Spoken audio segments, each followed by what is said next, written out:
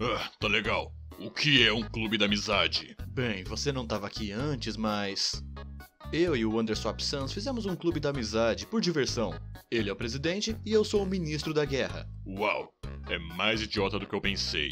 Mas espera, isso é uma história de traição e sabotagem. Para você entender, o ministro da guerra está infeliz com a sua posição.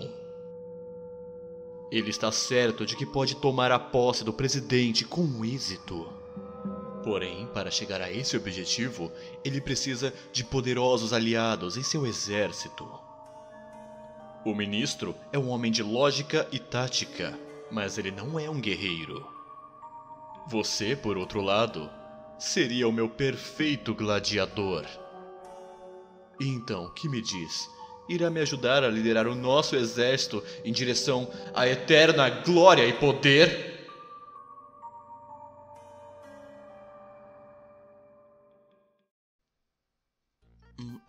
Isso foi um pouco demais? Porque, tipo, eu pratiquei no espelho por uns 20 minutos. Sim! Faremos esse presidente incompetente implorar por piedade!